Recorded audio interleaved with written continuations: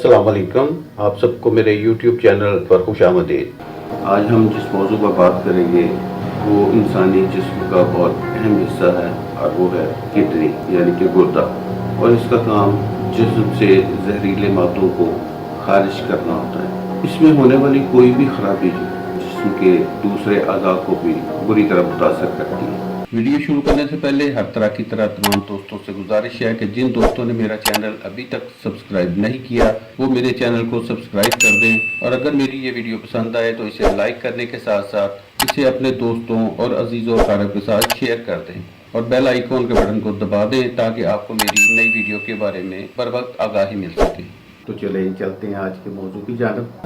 गुर्दे की पत्थरी वो ठोस मादा होता है जो गुर्दे, पेशाब की थैली, ब्लैडर, यूरेटर या पेशाब की नाली और गुर्दे में मौजूद हो सकती है। और ऐसा मवाद जो गुर्दे से खारिज नहीं हो पाता वो आहिस्ता आहिस्ता से पत्थरी की सूरत इख्तियार कर लेता है। गुर्दे में पत्थरी की सूरत में मरीज़ को बहुत शदीद दर्द होता है, उसके लिए उठना बैठना मुश्किल हो जाता है और उसे किसी पल भी चैन नहीं आता। और दूसरे नंबर पर उसे ये समझ ही नहीं आ रही होती, इतना शदीद दर्द होता है कि वो दर्द उसके पेट में हो रहा है या उस साइड पे हो रहा है या कमर में हो रहा है। दर्द की शिद्दत बढ़ने पर बाज़ मरीज़ों को कह आती है और बाज़ को मोशन लग जाते हैं, ये भी इसकी अलामात हैं। गुर्दे में जो पत्थरी बनती है वो एक किस्म की नहीं होती। गुर्दे की जो पत्थरी है वो 4 अक़साम की होती है, जिनमें सबसे ज़्यादा calcium stone, uric acid stone, cysteine stone और ट्रू वाइट स्टोन, ये 4 अक़साम होती हैं। लेकिन ज़्यादातर अफराद में जो है कैल्शियम स्टोन होता है, जिसकी बड़ी वजह ये है कि वो पेशाब में जो कैल्शियम की मिकदार बढ़ जाती है। कैल्शियम स्टोन यानी कैल्शियम ऑक्सीलेट और कैल्शियम फॉस्फेट, ये इनकी मिकदार जो है वो पेशाब में बढ़ जाती है, जिसकी वजह से ये स्टोन बनता है। कैल्शियम ऑक्सीलेट एक ऐसा मादा है जो पानी की कमी की वजह से जिस्म से खारिज नहीं हो पाता और वो गुर्दे के तह में बैठ जाता है और वो पत्थरी की सूरत इख्तियार कर जाता है। इसके बाद आता है यूरिक एसिड स्टोन। ये 10 से 12% अफराद में ये पाया जाता है। पेशाब में यूरिक एसिड की जो मिकदार है वो बढ़ जाती है, जिससे ये स्टोन बनता है। ये पत्थरी ख़वातीन के मुकाबले में मर्दों में ज़्यादा पाई जाती है। तीसरे नंबर पर आता है ट्रू वाइट स्टोन। ये पत्थरी की वो किस्म है जो बहुत कम अफराद में पाई जाती है। दुनिया भर में 1 से 3% अफराद जो हैं वो इस पत्थरी का शिकार बनते हैं। ट्रू वाइट स्टोन जो है वो कैल्शियम, मैग्नीशियम और अमोनियम फॉस्फेट से मिलकर बनता है। इसको इन्फेक्शन स्टोन भी कहा जाता है क्योंकि ये गुर्दों में इन्फेक्शन होने की सूरत में बनता है। ये स्टोन बहुत ही गैर महसूस तरीके से बढ़ता है, आहिस्ता आहिस्ता से, और इसमें शदीद दर्द नहीं होता। इसके बाद आता है सिस्टेन स्टोन। ये मौरूसी मर्ज है। इस मौरूसी बीमारी को सिस्टेन यूरिया कहा जाता है। सिस्टेन दरअसल गैर ज़रूरी अमीनो एसिड होती है। सिस्टेन स्टोन बच्चों और नौजवानों में ज़्यादा होते हैं।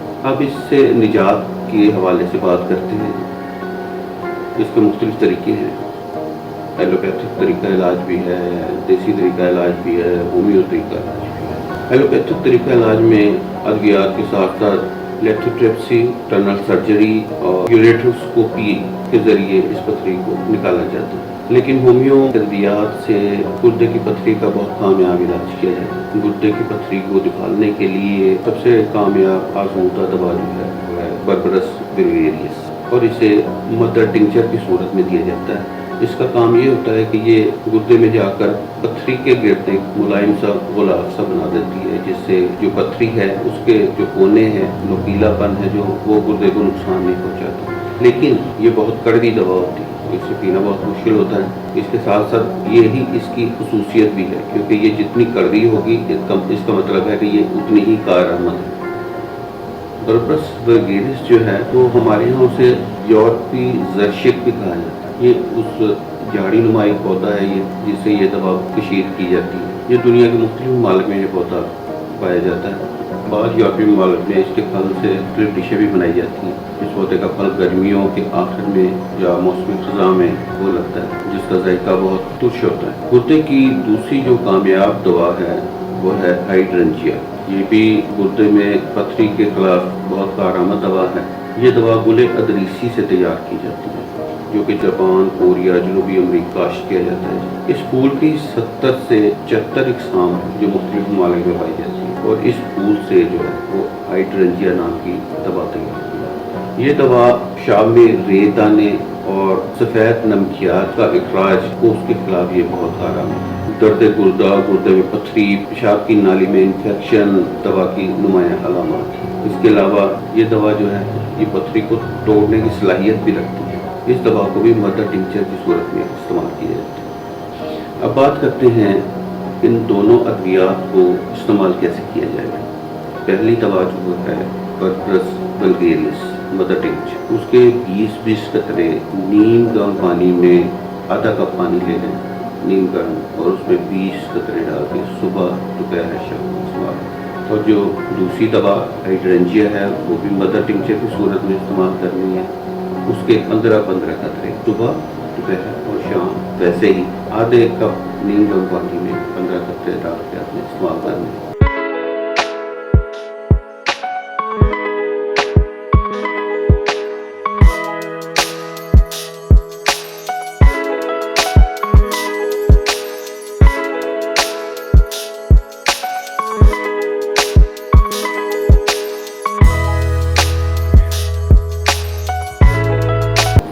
گردے کی پتھری جو ہے وہ نکل جانے کے بعد بھی اس کے دوبارہ بننے کے چانس بہت زیادہ ہوتے ہیں، اس لیے مریض کو چاہیے کہ پتھری نکل جانے کے بعد ہومیو میڈیسن چائنا کچھ سے استعمال کریں، اس سے پتھری جو ہے وہ دوبارہ بننے کے چانس بہت کم ہو جاتے ہیں۔ پتھری نکل جانے کے بعد چائنا 1M جو پہلے 10 روز تک آپ نے استعمال سے کرنا ہے، صبح 10 قطرے آدھے کپ پانی میں شامل کر کے اسے استعمال کرنا، اور 10 روز کے بعد آپ نے اسے ہفتے میں صرف 1 روز استعمال کرنا۔ یہ آپ کچھ عرصہ استعمال کر لیں تو انشاءاللہ دوبارہ گردوں میں پتھری نہیں بنے گی۔ اب بات کرتے ہیں احتیاطی تدابیر کی۔ جن لوگوں میں کیلشیم کی پتھری جو جن میں بنتی ہے وہ چقندر، آلو وغیرہ، ان میں کیلشیم آکسیلیٹ پایا جاتا ہے، ان کا استعمال نہ کریں۔ چاکلیٹس ہیں، چپس ہیں، شکرکندی ہے، یہ بھی جو ہے وہ کیلشیم سے محفوظ نہیں، اس میں کیلشیم پایا جاتا ہے۔